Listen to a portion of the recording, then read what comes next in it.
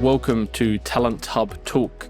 I am Ben Duncan, and this is a place where prominent and inspirational figures from both the local ANZ and global Salesforce Ohana share their stories. In today's episode, I welcome back Christopher Hopper, and we go through a range of topics, including the global economy and the impact that it's having on the Salesforce market, and whether there's a hesitancy for people moving roles or considering moving roles, whether or not contract is more risky than permanent employment in the current landscape, the current economy, and then covering a range of other topics, including references, certifications, and looking forward over the next 3 to 6 months. Always a pleasure to have Chris on the show. I always enjoy the chat, and I hope you do too. If you do, please do subscribe for future episodes that are coming through. Chris, welcome back again. This must be, third or fourth time? Yes, sir. Hey, Ben. Great to see you again. Always a pleasure. It's always a good chat, and I know people enjoy hearing your take and I guess getting a view on what's happening over there, and I guess comparing it to what's happening here. So, what is happening in your world? How have things been since we last had you on the show? They've been going pretty good, Ben. Summer's kind of ending here in the U.S. now, and fall's kicking in, and school starting, and fall festivities and football season and kind of tradition of the United States and fall starting. Summer's kind of over now. Decision makers are back in the office for the most part, or I won't say in the office, but they're working again. They're kind of done with their summer vacations with the kids and taking extended vacations. A lot of times during the summer months, it can be a little challenging to get hiring managers' availability or get the right people in place to be able to schedule the interviews with whether it's HR or talent acquisition or the players that are involved in the decision-making process because of elongated timeframes to make decisions as well as being away from the office. But now that we're hitting the September month, things are starting to pick back up. We'll hit probably a September, October, mid-November timeframe where we'll probably be busy for the next 8 to 12 weeks, and then we start hitting the holidays back in the U.S., right? We've got Thanksgiving rolling around, and then Christmas and New Year's and whatnot. So these next 12 weeks or so will be pretty busy for us, and then we'll start to see another tail off towards the end of the year, most likely. Ready to get back into the fall season and see what's ahead of us here as we start to continue to hit some uncertainty when it comes to the economy and some unknown scene right now as far as what's going to happen with inflation, the job market, and what the future holds for the rest of this year and into next year. Yeah, for sure. Yeah, it's definitely interesting times. Just on that topic of extended leave, you guys don't get much leave, right, in the US? Like, when you say extended leave, like hiring managers, because what is it, 2 weeks or something you get as annual leave? 2 weeks is the bare minimum, right? And that's usually where you're coming in at an entry-level position, right out of college maybe or something like that. As you get a little bit into your career, you're looking at between 3 and 5 weeks typically. Okay, right? So you negotiate it like it's not set in stone. Exactly. 80 hours, 2 weeks is kind of, especially in the IT space and Salesforce, candidates tend to laugh at that, right? Mm-hmm. Newcomers may have to accept it because they're trying to just do whatever they can to get their foot in the door and accept a 2-week PTO. But after you get a couple of years under your belt, you're looking at probably a minimum of 3 weeks, and then it just goes up from there. And then some companies allow you to roll over your PTO, right? So if you get 3 to 4 weeks, you don't use them all in a given year, you can carry them out. You can carry a certain amount over to the next year, right? And they have caps on it. But let's say you get 4 weeks. Let's say you're a senior manager, for example, or someone that's been in the industry for 10 or 15 years, and you get 4 weeks vacation. You only take 2 for whatever reason for the year. You roll over to the next year, and you're still accumulating. So the next summer, you might have 4 or 5 weeks accumulated. Now, it'll be tough to take all that time off at once. But if you take, a week off in June, another week off in July, another week in August, that could be a good way to allocate or use that vacation time. And then maybe another 2 weeks during, the Thanksgiving and Christmas season as well. But yeah, baseline 2 weeks at a minimum at an entry level position. And then from there on up, you're usually looking at 3 to 5 weeks typically. And do you hear of people going away for like lengthy periods? Because here, like in Australia, we have so obviously Christmas, but then there's Australia Day on the 26th of January. And it feels like a lot of people expect nothing to happen during that time between Christmas and like that whole month of January can be a little bit slow.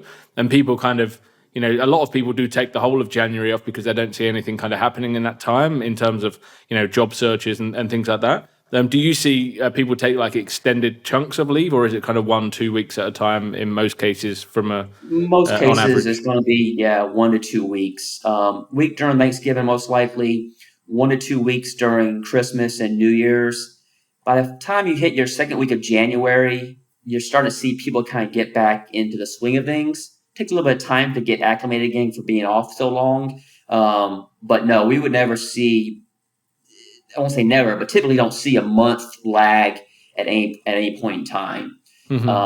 Now, the challenge a lot of times with recruiting is, if there's 3 or 4 decision makers in a hiring process, getting them all together at one time or within a given time frame sometimes can be a challenge because one person might be off this week, someone else is off the following week, and the following week. So trying to schedule, because typically we try to get the interviews done within a 2 week time frame between candidate submission and getting an offer letter out to them. And during the summer months, especially, or during the holidays, that might get extended to 3 or 4 weeks based on people's availability. Yeah, yeah, makes sense. And obviously you mentioned the economy, and we I think we kind of are led a little bit by what we're seeing happening in the US in terms of big tech companies laying people off, and we are seeing a little bit of that in Australia. I think typically the first resources to go in a company tend to be the recruiters, right? And we've started seeing a bit of that more recently with some kind of startup-y companies or scale up companies. But in terms of the impact that you're seeing on the Salesforce market, are you seeing lots of people now kind of being laid off in the US, or is that more fear mongering and or other roles that are going? Yeah, I'm seeing some, Ben. Um, Not much as of yet, right? I see a few trickle in every few days, reaching out to me, tell me about being laid off, looking for new opportunities. But it's not in the masses yet, and I'm hoping it won't get there. But I am seeing a little bit more than I've seen at any point earlier this year, right? And so, I'm hoping, I've been reading job reports and watching CNBC and talking about the economy and the way that Jay Powell, the Fed chief here, is talking about he's got to make some drastic changes. And drastic changes doesn't just mean raising interest rates, but it's to also increase the unemployment rate, right? Because right now, I think we're hovering around 3%, give or take. And for us to to get inflation under control, to get the economy back under control, the report I read today was getting that up there to 5 or 6%, right, is where the unemployment rate should be because things are still spinning somewhat out of control from a recession standpoint, from a job market standpoint, from an inflation perspective. And so if what the analysts are saying are true, then we may start seeing additional layoffs happening just to help reduce the inflation and kind of the situation that we're currently in. But Hmm. I'm no analyst, I'm no economist, but I do try to follow what the folks that do this for a living are saying and some adjustments that are future looking as well. Yeah, I saw an article. I'm not sure who kind of presented this as information or an interview, but someone from within Salesforce was saying that Salesforce is near as recession proof as you can get. But I think that the reality is that everyone needs to look at their own situation in a silo, right, and understand that it's not so much the Salesforce ecosystem. It can be if you're working in a Salesforce role in a financial services company and financial services take a hit, then your role might be more at risk than if you're working in a government agency. So I think there's no real blanket approach, right? I'm imagining you probably haven't seen like a trend in specific job titles or specific industries for the people that are starting to be let go. Correct. So that's a good point. Like, so the financial industry, right? Let's say the housing sector, right? So the housing sector is slowing down. The interest rates are going up.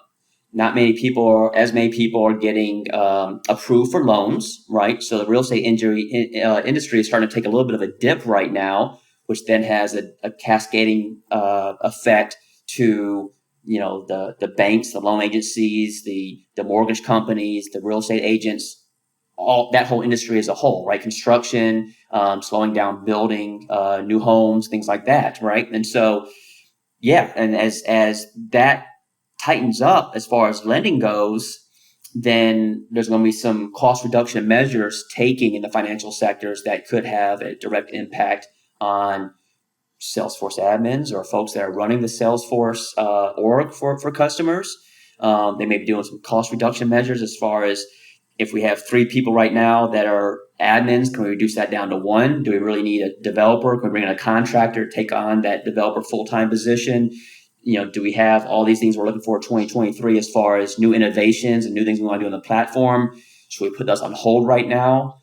So all those kind of things come into effect, as well as, I think private equity money too coming in, right? So venture capitalists and PE funds coming into some of these startups may be also starting to tighten their purse string, so to speak. And so some of these smaller startups may not have the same backing that they've had in the past to be able to get these these big chunks of funding coming into them to be able to do mass hiring.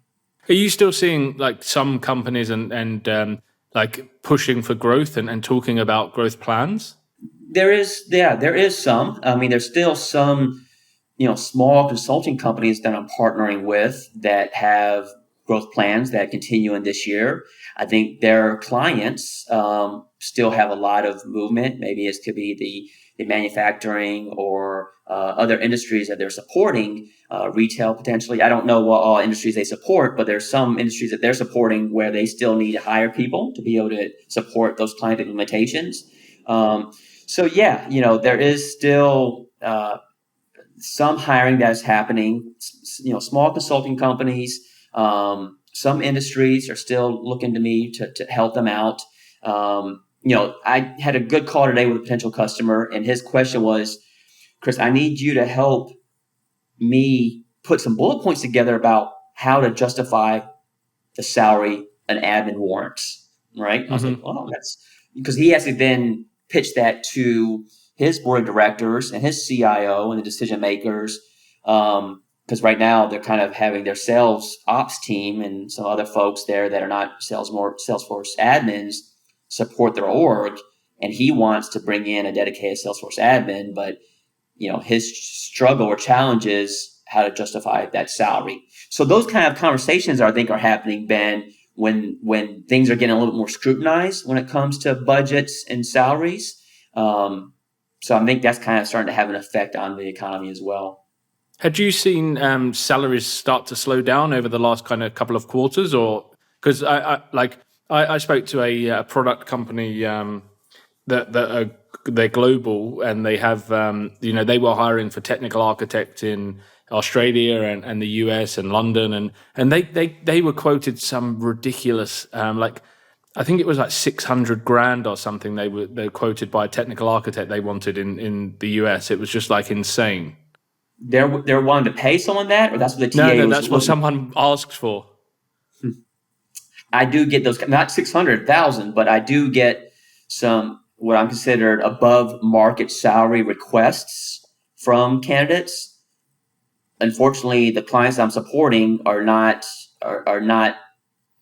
they don't have the luxury to be able to pay those type of salaries, right? So they're still staying within market, right? So TAs 200-ish, 210, 215. Some of them are wanting 250, 300.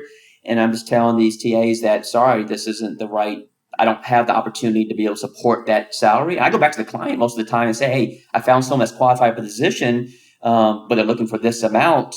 Is that something you guys can work with? And 9 times or 10 times out of 10, they say, Chris, no, we're not at that level. So we're going to have to pass on that particular person. Mm-hmm.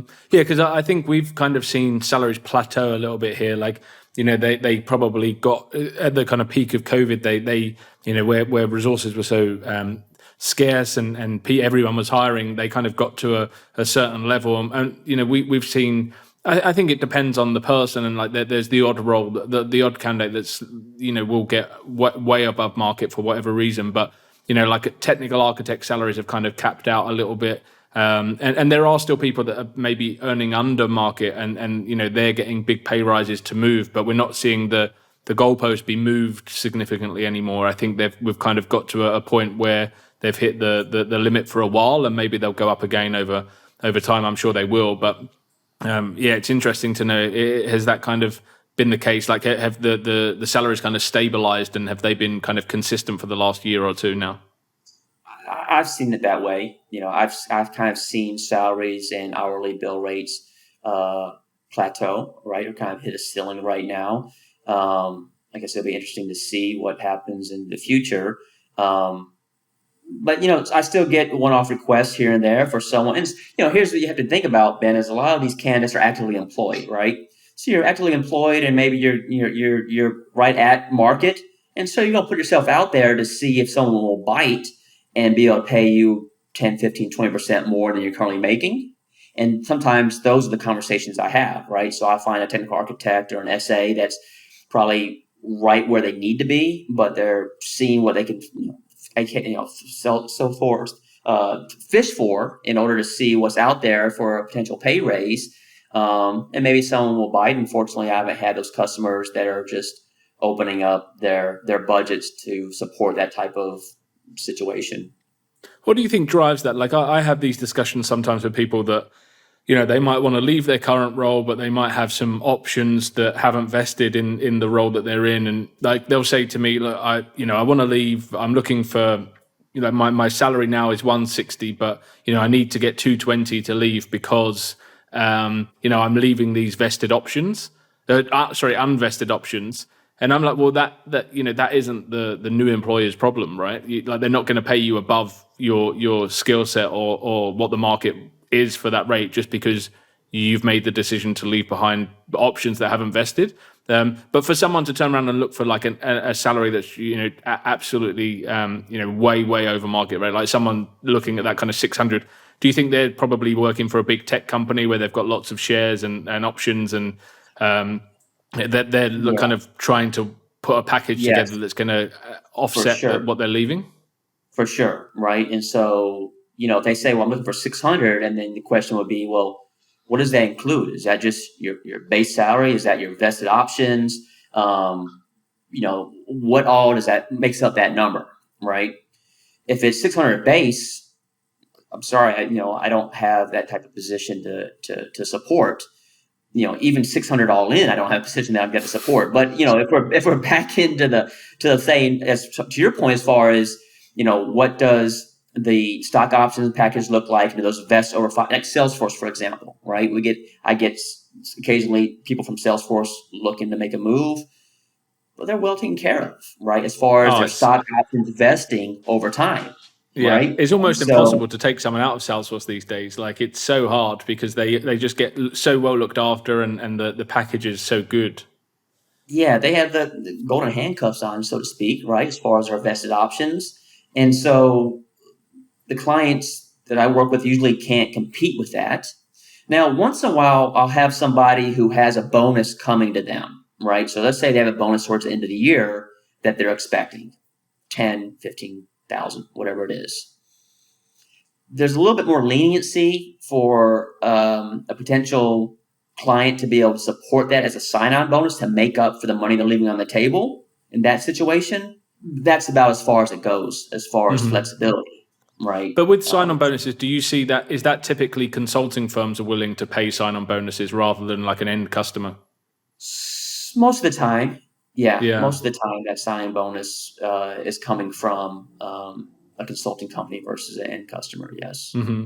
Are you seeing hesitancy to move now? Like, you might have an amazing job, you take it out to the market and speak to candidates, and they might love the idea of the role, but they're just like, oh, it's just a risky time to leave. I'm established in this company, I've been here for 5 years. Why would I leave and join a new company with the economy the way it is? I haven't run into that yet, Ben. I haven't run into, and keep in mind, usually the recruiting that I do is outbound for people that are usually looking or at least wanting to have a conversation about the market and what I have to offer.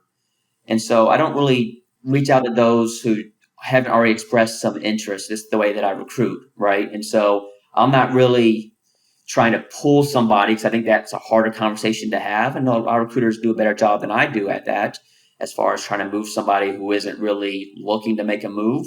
Um, Most of the conversations I have, I know this individual is open to evaluating that risk of making a move, going somewhere else. And so I don't really get that much pushback for those that I speak with. Hmm. Yeah, I mean, I think here in the market, our market's so small that pretty much everyone that I'm chasing is pretty much happy in their job, or like I'm tapping a lot of people on the shoulder, and then you've got that there's a bigger risk in that they eventually won't move, right? Because they might go through the whole process and then decide actually I'm just going to stay where I am, or they get a counter offer and they stay. So I think there's different benefits to each side, I guess. But yeah, most of the candidates we would be working with at any one time probably like haven't applied for a role on our website, or aren't actively looking for a job, which does definitely give you a bit more of a headache at the end of the process. Right, for sure it does. One question that came to mind, Ben, do you ever feel like clients reach out to you and have you sign an agreement so you won't take their talent from them? Oh, 100%. It's happened before. Yeah, yeah. It's like, and I've had people like call me and complain about me, taking talent out of their team and like, I think that's just the reality of how recruitment works, right? Like, I haven't forced anyone ever to move jobs. I've just taken opportunities to them that perhaps were better than the opportunity they were being given. But yeah, like I feel that happens quite regularly. And actually, like I did a lot of work with one company based off the back of me taking out one of their technical architects. I tried and tried and tried to work with them for a long time, and this was going back like maybe 4 or 5 years now. But I was at Dreamforce and got an offer for one of their technical architects, and the founder of the company was at Dreamforce as well. And I was at one of the sessions, and I said to him, "Oh, like the guy that just resigned, I work with him. I've been trying to work with you for a long time." And he then sent an email to his recruitment team saying, "Look, we need to like tee up some terms with Ben, because he's started taking some of our staff. It would be good to work with him." And then I ended up doing quite a lot of work with them, like placed a CTA there in the end. So I think it happens for sure. Like, people don't want their staff being, but there's always going to be another recruiter trying to take their staff. That's the Right. thing. Like you can't reduce, and it's not like, I don't want to frame it like that, because it's not the recruiter trying to take their staff. It's the recruiter trying to place roles for another company. And ultimately, like, that's just how the market works, right? People leave, you replace them; they leave, you replace them again. Like, it's just and unless you have an amazing culture and you can offer amazing terms and brilliant projects, like, you are at risk of losing staff at some point, whether it's for a recruiter or not. Yeah. No, I was just thinking about that because your market's a little bit smaller than mine, but occasionally I have customers that want to sign um, an agreement with me, and then they never really give me the the role to Yeah, recruit for. I'm like, did you just do this? I won't take any of your people. yeah. I mean, do you sign terms where it's like for a period of time, or does it restrict you from the moment you sign that you can't? It's a 1 year agreement, right? That and it's mutually binding. That because we have a fee agreement or a guarantee as well, so we have to also withhold upheld that as far as 90 days for someone we place. They have to stay there with the company within 90 days, and it's when I lose somebody after before 90 days, man, it stings because it usually isn't easy to find somebody to fill the role, and then for whatever reason doesn't work out, and then I'm on the hook to backfill. Yeah, yeah, backfills are the worst, because unless like, and if it's just not the right fit, like, I completely understand that. But Yeah, if there's another reason, like, as in like, someone just gets a better offer, like more money, and the worst one is like when they resign so you've got 90 days. When they resign after 89 days or they let go after 89 days, it's like an absolute killer, right? Yeah. The other situation that I've run into is they took the position that I had to offer them, but previously interviewed with another company that stalled on them, and then came back around after they started the new position, offered them the original position that they interviewed for. This individual jumped ship and went back to the other offer. And so Yeah. that one sucked. So I had a situation recently, and I was going to ask you about references, but I had a candidate went through 3 interviews with a client of mine. They weren't looking for work per se. They just got back from holiday. They weren't necessarily looking, but I sent them a job description. They were like, actually, this looks really interesting. So I'll go through the process. Did the 3rd interview, nailed it, really liked the company, had said that they'd pulled out of another process of that they got approached by another recruiter. They said, I'm not interested in that role. I'm going to focus on this one. Gave me the 2 references. I did the reference, the first reference, one of their previous hiring managers, and then they completed the reference, but then contacted the candidate and said, look, I didn't know you were looking for work, basically. Why don't you come and work at this company I work for now? So the candidate was then like, oh, look, out of respect for this person, I still prefer your role, but out of respect for this person in my career, I'm going to at least entertain it. And then ended up taking the other role with their old hiring manager. So, and it was just, it's like had they not been a reference, then they would never have known that candidate was looking for work. So what's your take on references? Like, do you value references? Do you think they still play an important part in the interview process? Occasionally, Ben, there is no hard and fast rule. Sometimes we have clients that don't even ask us to do a reference check. Sometimes we have clients that do. So it's hit and miss, right? With that, believe it or not, I am sometimes I'm a little suspectful about who I'm calling to, because I've had some fraudulent references as well, right? And so giving me names and emails and phone numbers that I can't find on LinkedIn. So I don't know if it's their brother that I'm talking to or who I'm actually speaking with from a reference check perspective. So sometimes I get a little leery about the validity of the reference as well. Yeah, 100%. And like I've never taken a bad reference. That's a lie. I've taken like a couple of bad references in 15 years or 14 years of recruitment. Like I genuinely have taken like only a couple of bad references when they're like a candidate provided referee. The difference, I think, is when you might come across someone that has worked with that candidate before that and you might have a conversation and say, I worked with, I've been working with Chris. You worked with him at X. How did you find him? And the conversation would be completely different to if that person was a reference. Like you get a very honest answer in that sense. I think there's value in those kind of conversations. If you're a hiring manager and you might know someone in your network that knows someone that you're considering for a role, there's definitely value in those kind of off the record references. But like a formal reference check, I don't think they're necessarily as valuable as some people think, because you like you said, you just don't know who's on the other end of the phone, or if it was the reporting manager, or if they're giving a really truthful reference. Yeah, and I do look at LinkedIn recommendations. I do, because I try to find as much information as I can about the candidate and the qualifications and their work history. And so LinkedIn recommendations, like they're all going to be positive. I get that, but I also like to research the person that's given the LinkedIn recommendation and see what their position was at the time or what the position is now, and just trying to build a little bit of a picture around the candidate based on that. Yeah, definitely. And you've been a contractor before yourself. I know a lot of people like they position, contract is more risky than permanent. There's less stability with contract. Do you think that's valid? Like in this current climate and the way the market looks in terms of forward looking and looking at the global economy and higher unemployment rates and things like that. Do you think it's riskier to be a contractor now than to be a permanent employee?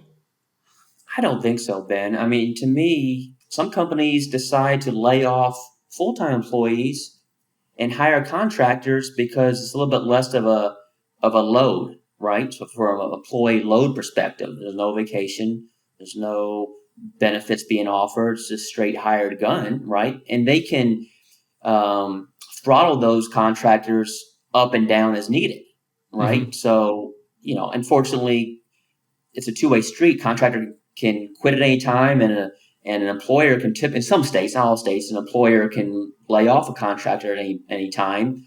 And so I've had situations where a contractor wasn't given any notice.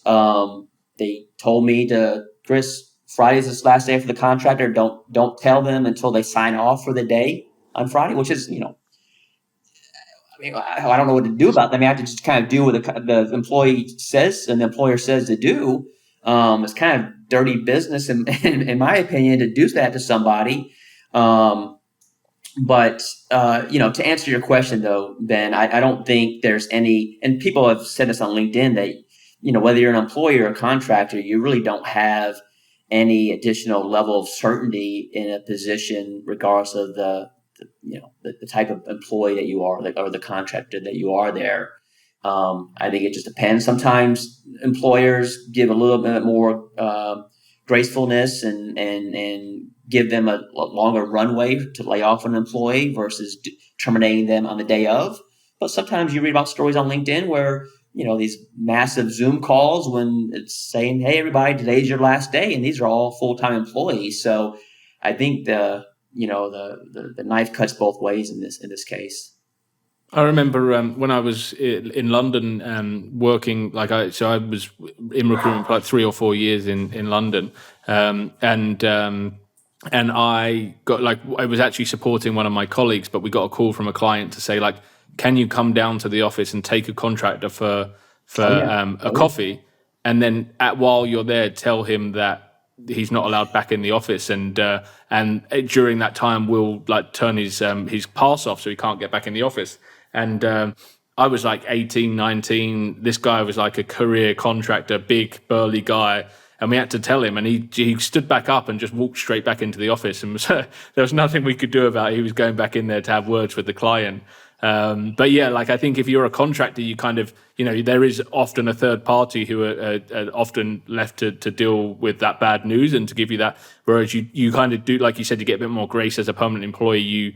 You would have, the HR department but like you said, Mm-hmm. you hear of these Zoom calls where, the whole team are laid off. And I think it's historically people would have said a permanent role was safer, but now the reality is if you were in an industry that was affected by COVID, like the travel industry, it didn't matter if you were a contractor or a permanent member of staff. You were unfortunately in a difficult position. Yeah. I think sometimes people think that our job might be easy on the perm side, but a lot of us also do contract staffing services. And when we bring on a contractor, they're really an employee of the agency, right? So for your agency, for my agency, they're an employee of ours. So the client has us do the quote unquote dirty work when it comes to termination, right? And the client can position it any way they want because it's really no skin off their back of how it's presented, Mm-hmm. and they turn to us to say, hey, Chris, here's the situation. Handle it like this, or you figure out how to handle it. I don't want this person back in the office tomorrow. And those are sometimes cause some friction for us. I had one contractor who started, he left a full-time position to go to this contract role. He started, and within 3 days, I had to cut him loose because he was on his phone the whole time, or he was, playing games on his phone, or not being engaged in meetings. And so he started on Monday. On Wednesday, I had to terminate him after that he clocked out for the day.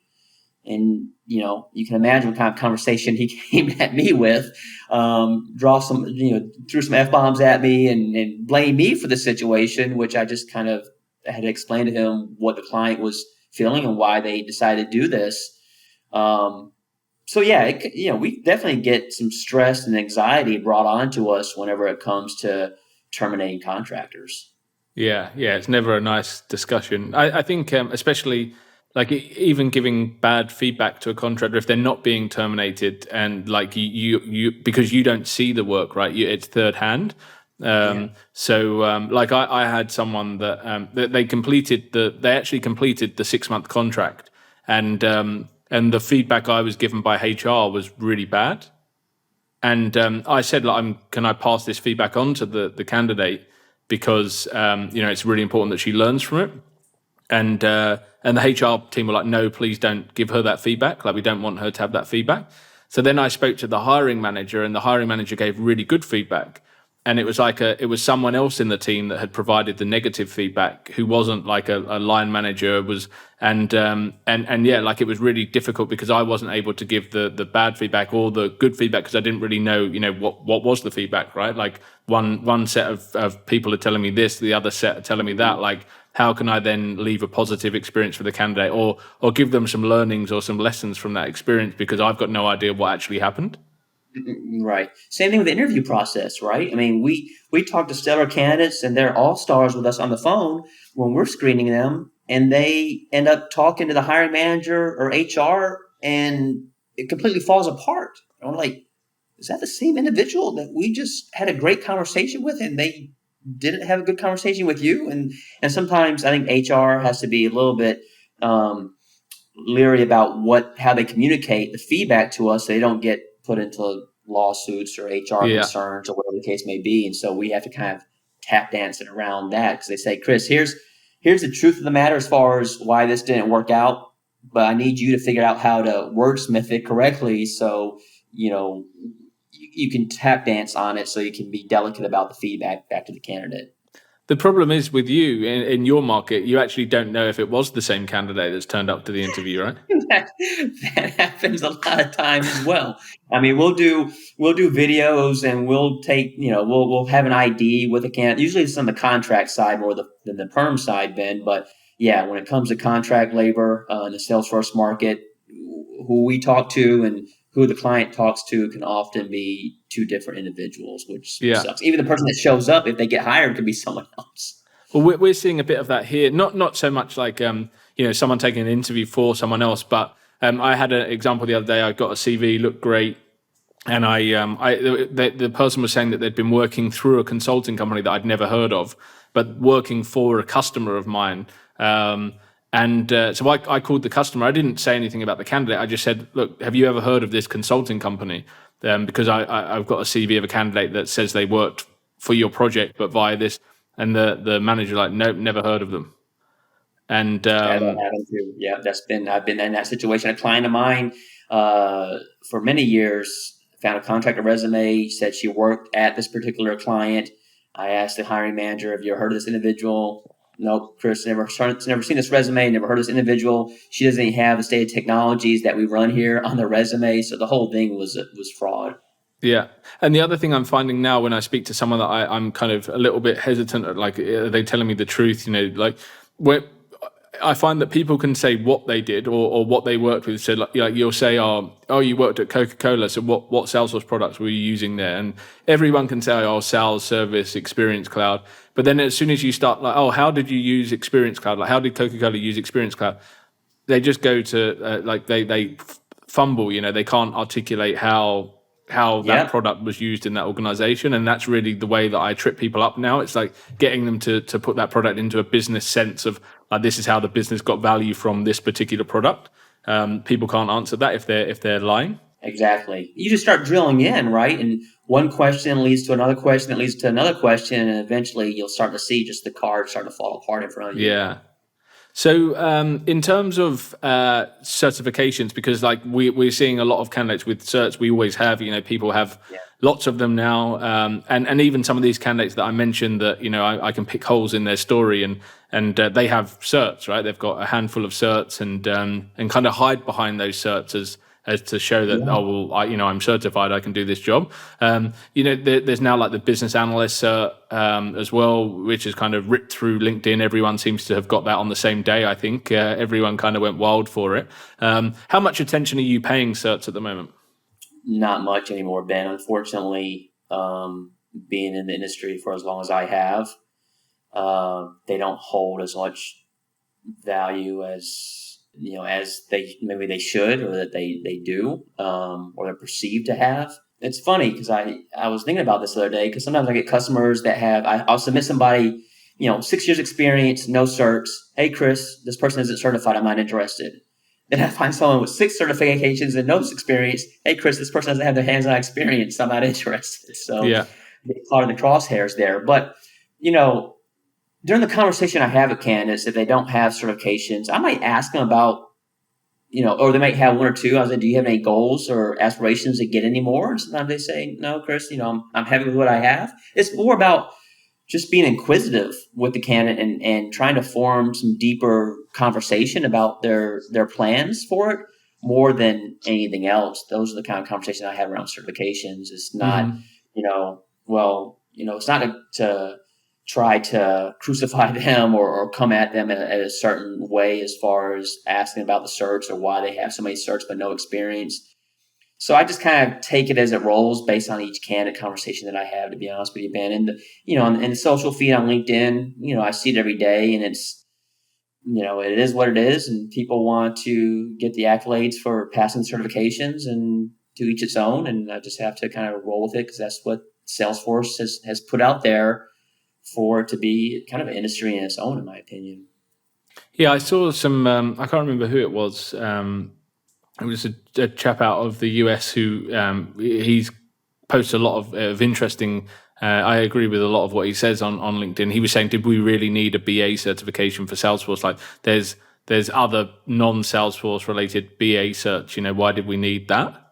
And it is interesting. Like, I feel like there's so many now. It's and I think I've never done the BA cert. I'm not a BA, and I've never been a BA on a Salesforce project. So there'll be lots of people that listen to this that say, actually, we did need it, and this is why. But it's just interesting.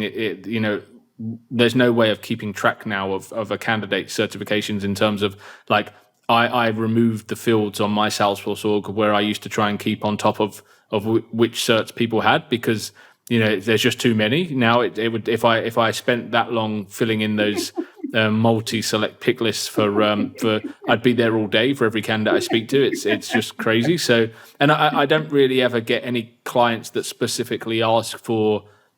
I get some consulting firms that want. I think they call them the big five, like admin, sales, service, communities, and maybe advanced admin. I think. Yeah. So people maybe look for people that have those, or they might offer a salary that goes up when they get all five. But it's rare for a client to come to me and say, right, we want a BA and they need to have the BA certification, or like we're looking for someone that has got the CPQ cert, because really they do look for the experience over the certification. But again, I always encourage people to get them, because I think it's just expected of you to have at least one or two certs, and anyone that's looking to break into the ecosystem, it's a way of kind of showing an interest in learning, and the fact that you can study and commit some time to doing it. But having the cert still won't get you a job. I think that's kind of been something that's been consistent through our conversations over the years. For sure.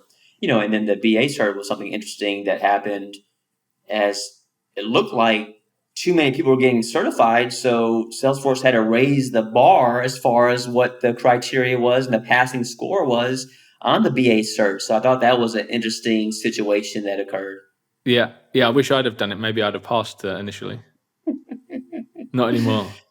Well, and and then we also have the FOMO, right? So if people in your company are getting the BA cert, or people in your network are getting a cert, I can't have them one up me, and so I need to get it as well. And so we kind of see that type of situation tends to happen as well. Unfortunately, I don't know. For me, if I want to get a cert, it's going to be directly driven towards what I'm currently doing, because I think it's going to be an easier way to pass that cert. Because it's just like trailheads. If I do 20 trailheads last week, the chances of me knowing much about what I did with those trailheads this week, and not because I haven't done it since then, are very small. Like, I can go back and kind of reference it in the future, because it's still, I guess, in the back of my memory. But as far as remembering all the intricacies about what that particular badge had, or even what these certifications had, I don't know. For me personally, my retention, maybe as I get older, is diminished.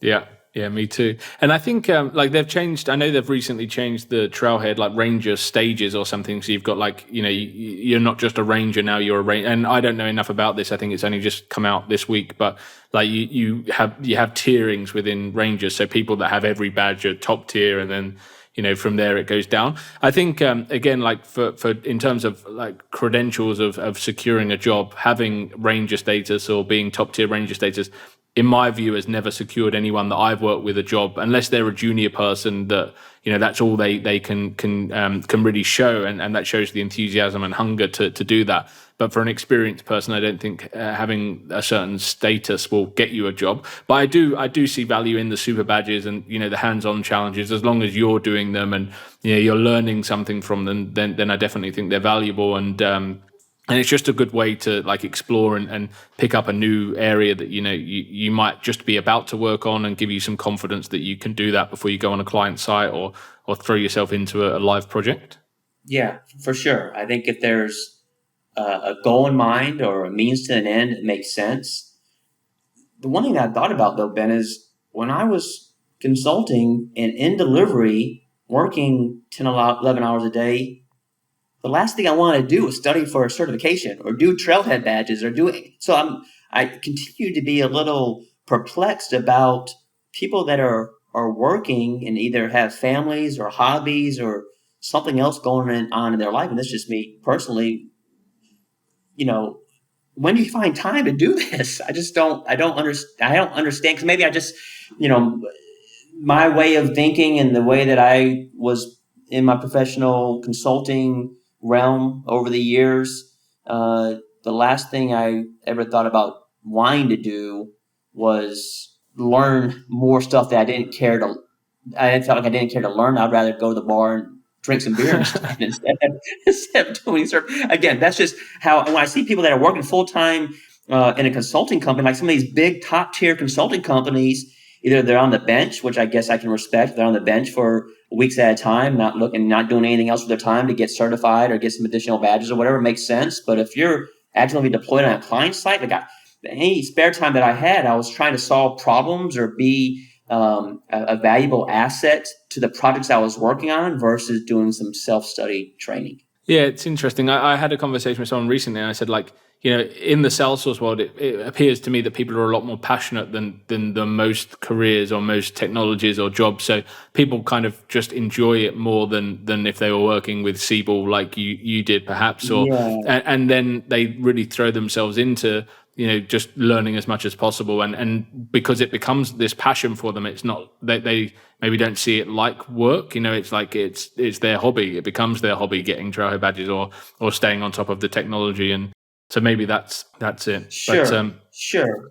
And it could be a generational thing, Ben. I don't know. I mean, it's just a different career perspective that I just don't have any experience with. I guess it was a little bit harder for me to relate to, because it was either now it's family. Before that, it was social life, or it was playing sports, or being in the gym, or running marathons, whatever the case might be. I just had a lot of other things happening around my world that allowed me to decompress outside of being so educated, more or less. which I think is actually a really important point as well. Like, I think as long as people are doing it in balance, right, and finding time to decompress, because projects are still stressful. Nothing's changed in that sense since you were doing projects. Like, they're still stressful. They still take up a lot of time, and I think it's important to have that balance and find time to do things outside of that.